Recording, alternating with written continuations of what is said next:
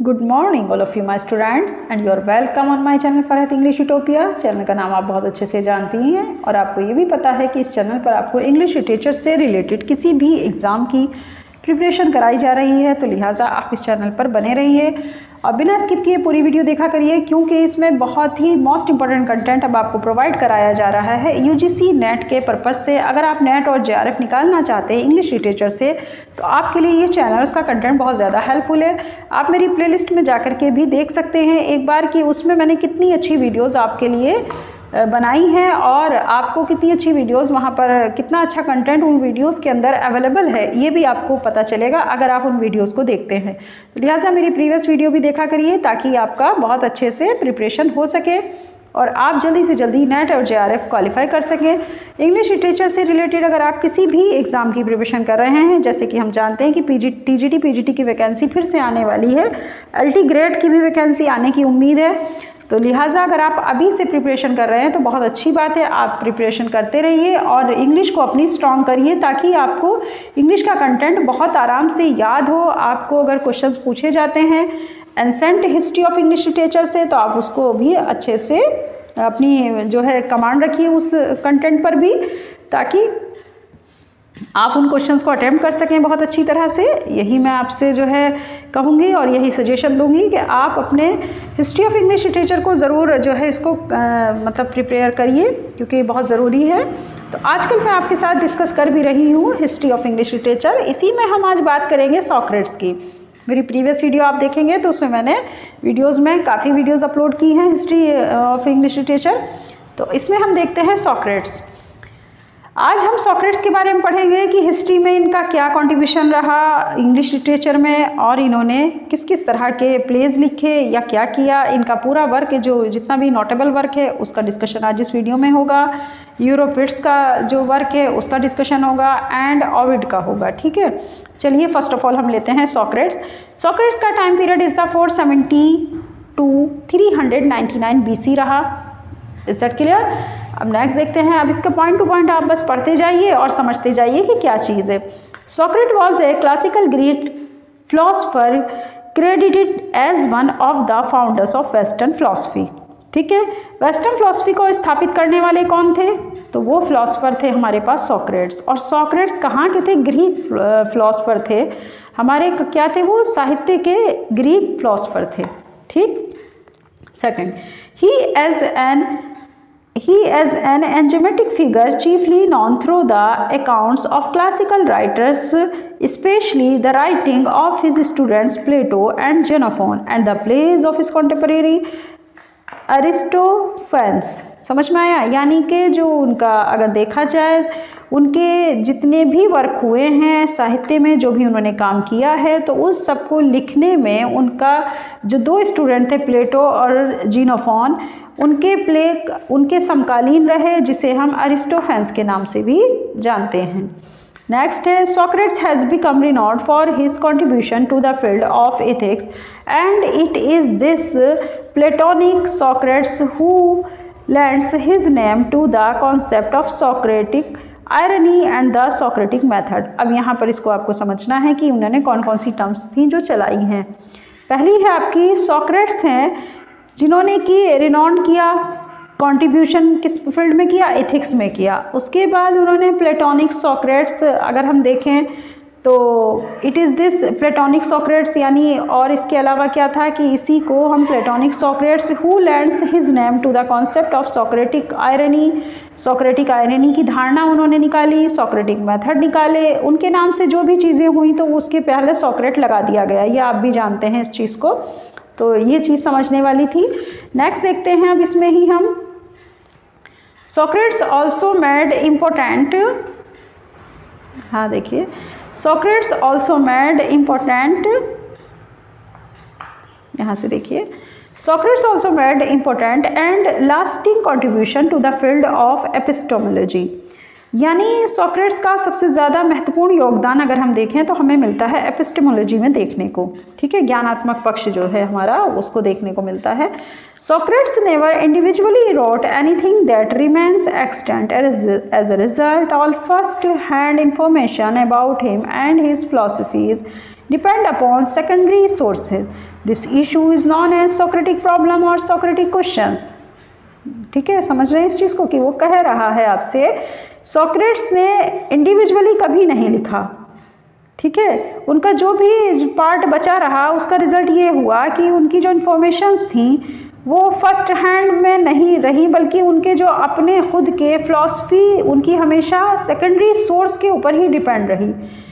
मतलब कहने का ये था कि उन्होंने अकेले कभी इंडिविजुअली कुछ नहीं लिखा, बल्कि जो भी कुछ उन्होंने बोला, जो भी कुछ उन्होंने कहा या जो भी कुछ लिखा तो उसे बढ़ाने का काम जो था वो उनके कॉन्टेम्प्रेरी जो थे प्लेटो और ज़ीनोफोन, जिन दो का नाम आता है, तो उन्हें हम कह सकते हैं कि उन्होंने उसमें ये काम किया था। फर्स्ट हैंड इन्फॉर्मेशंस तो अगर उनकी देखी जाए तो डिपेंड्स हमेशा सेकेंडरी सोर्स पर ही रहना पड़ा उन्हें फ़िलासफ़ी को लेकर के, क्योंकि उनके जाने के बाद जब लोगों के हाथ में उनकी इन्फॉर्मेशंस आई या जो उन्होंने लिखा था वो सब आया तो उसमें काफ़ी कुछ बढ़ाया जा चुका था, या ये समझ लीजिए कि उन इन्फॉर्मेशंस को ट्रांसफ़र जब किया गया तो वो तो कुछ ना कुछ फेरबदल तो हुआ ही होगा, जाहिर सी बात है, कम या ज़्यादा। This issue is known as Socratic problem, इसी को सॉक्रेटिक प्रॉब्लम के नाम से जाना जाता है और इसी को सॉक्रेटिक क्वेश्चंस के नाम से जाना जाता है। ठीक है, नेक्स्ट देखते हैं। To understand Socrates one must turn primarily to the works of Plato whose dialogue are thought the most informative source about Socrates' life and philosophy and also Xenophon। मैंने ऊपर आपको यही बात समझाई है कि सॉक्रेट्स का क्या था, सॉक्रेट्स कहीं ना कहीं अपने वर्क में अगर प्राथमिकता देते थे तो प्लेटो को, और उनके डायलॉग, उनके थॉट्स, जो भी वो अपनी इंफॉर्मेशंस देना चाहते थे तो वो हमेशा प्लेटो का ही थोड़ा सा सपोर्ट लेते थे। और सोक्रेट्स की लाइफ में की फ़िलासफ़ी में ज़ीनोफोन और प्लेटो का अलग स्थान है। These writings are the socratic logoi or Socratic dialogue which consist of reports of conversation apparently involving Socrates. ठीक है, यानी कि प्लेटो या ज़ीनोफोन ने भी जो लिखा तो उसमें भी यही माना जाता है कि सोक्रेटिक डायलॉग उनके ज़्यादा रहे, उनका कन्वर्सेशन भी इसी के ऊपर या इसी में इन्वॉल्व है, क्योंकि वो सोक्रेट्स के साथ थे और सोक्रेट्स ज़ीनोफोन और प्लेटो के साथ थे। ठीक है, he was prominently lampooned in Aristophanes comedy the Clouds. सबसे ज़्यादा जो मशहूर होने वाली उनकी कॉमेडी है वो है द क्लाउड्स, एरिस्टोफेन्स के नाम से। In comedy entitled the Clouds, ancient Greek author Aristophanes pokes fun at Socrates. इस कॉमेडी में जिसका नाम था द क्लाउड्स, ग्रीक के ऑथर एरिस्टोफेन्स ने ये क्या किया था, ये सॉक्रेट्स के ऊपर एक मज़ेदार कॉमेडी लिखी थी। बस यहीं पर है, सॉक्रेट्स के बारे में जो भी जानना है बस इतने ही पार्ट में है। देखिए, इसी को आप समझिए और इसी को समझते हुए करिए कि इनके कौन सी टर्म्स इन्होंने चलाई, किस तरह के मेथड्स है, वो सब सॉक्रेट्स मेथड्स के नाम से जाने जाते हैं। प्लेटो क्योंकि इनके शिष्य थे, ये तो आप जानते ही हैं। इनके जो है वो क्या थे भाई, स्टूडेंट थे प्लेटो, तो स्टूडेंट के साथ मिलकर, और जो ज़ीनोफोन हैं वो भी इनके स्टूडेंट रहे हैं, तो ये सब इनके कॉन्टेम्प्रेरी राइटर भी रहे हैं और इन्होंने इन्हीं के साथ मिलकर के वर्क भी किया। और एरिस्टोफेन्स भी इनके कॉन्टेम्प्रेरी राइटर हैं जो कि प्लेस लिखते थे। ठीक है, तो प्लेटो, ज़ीनोफोन एंड एरिस्टोफेन्स, इनका नाम याद रखिएगा। अब हम बात करते हैं यूरिपिड्स की। यूरिपिड्स कौन थे, इनको देखना है हमको। यूरिपिड्स 480 to 406 BC के बीच में इनका टाइम पीरियड रहा। Euripides was a tragedian of classical Athens according to Suda. Out of 92 plays by him 18 और 19 हैव सर्वाइव्ड मोर और लेस कंप्लीट। यूरिपिड्स एक ट्रेजेडियन थे क्लासिकल एथेंस के। ठीक है, क्या थे वो, ट्रेजेडियन थे। उन्होंने जो भी प्ले लिखे मतलब ट्रेजेडी फुल लिखे। और सुडा के अकॉर्डिंग ऐसा माना जाता है कि 92 प्ले उनके लिखे हुए थे, जिसमें कि 18 या 19 प्ले ऐसे थे जो कि बाद तक रहे और जिनमें कुछ तो इनकम्प्लीट भी रहे और कुछ ही थे जो कंप्लीट हो पाए।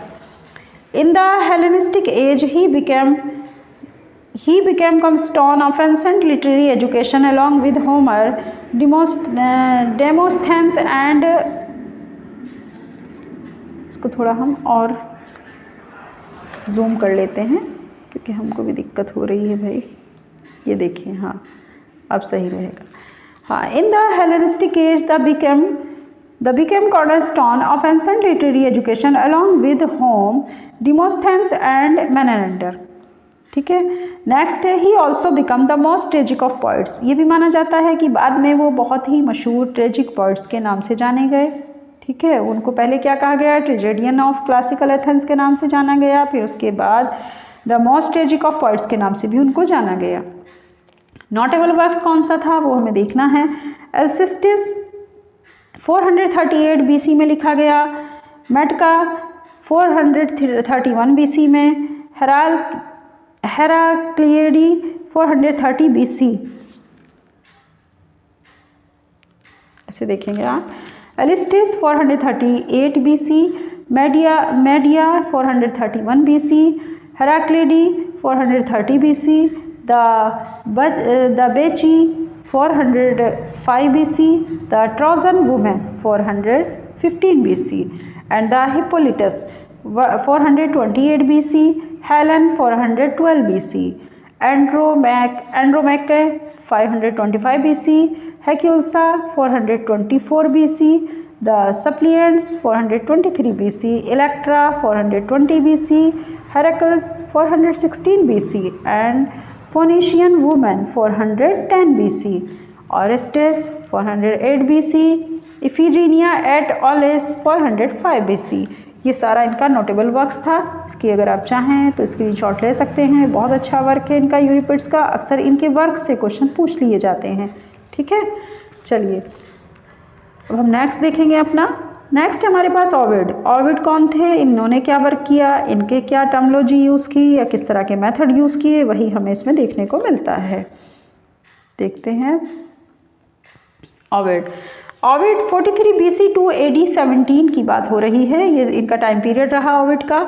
ही wrote witty and sophisticated love poems. उन्होंने लिखा, कैसी पोएम लिखी, बहुत ज़्यादा विटी और सोफिस्टिकेटेड लव पोएम्स लिखी। His full name was Publius Ovidius Naso, known as Ovid in English speaking world. English speaking world में उन्हें ओविड के नाम से जाना जाता है, जबकि उनका नाम पब्लियस ओविडियस नासो था। He was a Roman poet who lived during the region of Augustus। मतलब कहा जा रहा है आपसे कि वो एक रोमन पोइट थे और अगस्टस जो हमारे पास रीजन है यानी कि जो क्षेत्र है उस दौरान ही उनका जीवन काल था। He was a contemporary of Virgil and Horace। तो उनका contemporary कौन है, वर्जिल हैं और हॉरेस है। He is best known for Metamorphoses। उनका नाम मशहूर किस नाम से जाने जाते हैं, मेटामॉर्फोसिस के नाम से जाना जाता है। AD 8 a 15 book continuous mythological narrative written in the meter of epic and 4 collection of love poetry in elegiac, coupled especially the amorous love affairs and ars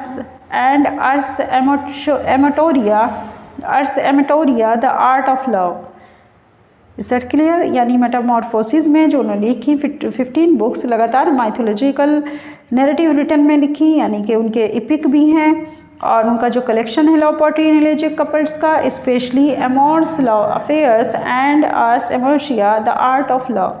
ये सब इनका मोस्ट इंपॉर्टेंट वर्क और बुक्स हैं जो उनका collection था poem का। Next है the Metamorphoses remain one of the most important sources of classical mythology.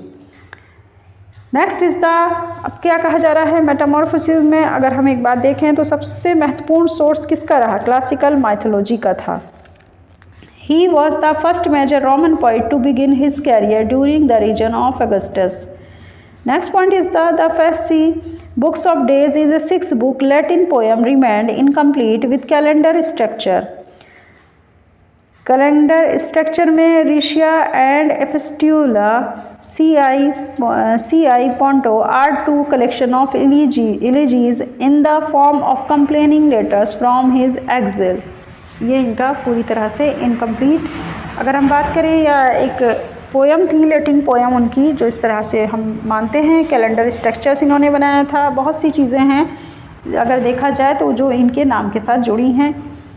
Next है his shorter works include Remedia Amoris, cure for love, the curse poem Ibis and an advice poem on women's cosmetics. ये भी इनका work है, ये poem है इनकी on women's cosmetics. He wrote a lost tragedy Medea, उनकी खोई हुई ट्रेजेडी की अगर हम बात करें तो उन्होंने ये भी लिखी थी मीडिया के नाम से। द हीरोइड्स यानी कि हीरोइन और एपिस्ट्यूल, जूम करके देखते हैं थोड़ा सा, देखिए। द हेरोइड्स हीरोइन और Epistulae Heroidum is a collection of 21 poems in elegiac couplets. ये देखिए इलेजियक कपलेट्स था, ठीक है, तो ये इस नाम से जाना गया। नेक्स्ट है Tristia sorrow consist of 5 books written during Ovid's exile in Tomis. Next is the Epistulae ex Ponto from the Black Sea is a collection of 4 books. Augustus Caesar banished Ovid to an isolated island and he died in exile।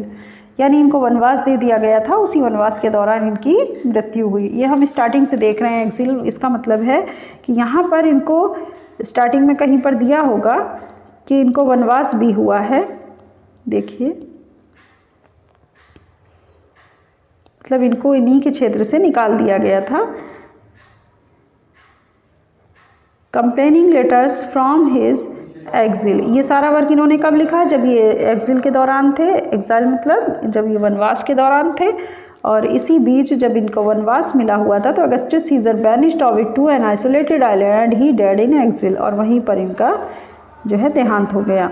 Metamorphosis क्या क्या है? It is a narrative poem beginning with the creation of the world and ends in Ovid's time. Next is it consists of adventures of love affairs of deities and heroes. Next is the more than 200 tales are taken from Greek and Roman mythology, and these were the great of mythology for Renaissance writers. तो greatest of mythology of renaissance writers के रूप में इनको जाना जाता है। Greek Roman mythology अगर देखा जाए तो इन्होंने 200 से भी ज़्यादा ग्रीक एंड रोमन माइथोलॉजी के ऊपर काम किया और स्टोरीज़ लिखी। And these were the greatest of mythology for renaissance writers. ये थे हमारे ओविड। देखिए मैंने आज 3 राइटर्स आपके साथ डिस्कस किए हैं। हिस्ट्री ऑफ इंग्लिश लिटरेचर से अगर हम बात करें तो इसमें हमारे पास सबसे पहले सोक्रेट्स हैं, उसके बाद आते हैं यूरिपिड्स, फिर उसके बाद हमारे ओविड, और तीनों का मैंने यहाँ पर बहुत ही मोस्ट इम्पॉर्टेंट फ़र्क था जो कि डिस्कस किया है। मोस्ट इम्पॉर्टेंट उनका अगर देखा जाए उनकी रियल लाइफ से भी जुड़े हुए स्टेटमेंट थे जो कि आपको ज़रूर पता होने चाहिए। चलिए अब इसी के साथ ये सेशन यहीं पर ख़त्म होता है। नेक्स्ट वीडियो में हम फिर मिलेंगे इसी तरह से कुछ नए राइटर्स के साथ में। हम अभी हिस्ट्री ऑफ इंग्लिश लिटरेचर को ही कवर करेंगे ताकि जो हम प्रिपरेशन कर रहे हैं तो वो एक सीक्वेंस में और अच्छी तरह से हो, ठीक है। और इसी के साथ मैं आपसे ये भी कहना चाहूँगी कि आप चैनल को लाइक सब्सक्राइब शेयर ज़्यादा से ज़्यादा करिए ताकि हमें मोटिवेशन मिले और हम अच्छे अच्छे कंटेंट अच्छे राइटर का डिस्कशन इसी तरह आपके साथ इस वीडियो पर करते रहें। और अगर आपको मेरी प्रीवियस वीडियो देखनी है तो आप प्लेलिस्ट में जाकर के प्रीवियस वीडियो को देख सकते हैं। काफ़ी अच्छा कंटेंट वहाँ पर अवेलेबल है आपके लिए। आप अगर चाहें तो उनको देख करके अपनी प्रिपरेशन को बहुत अच्छी तरह से कमांड दे सकते हैं। ओके नेक्स्ट वीडियो में फिर मिलेंगे। अपना ख्याल रखिएगा। अल्लाह हाफिज़।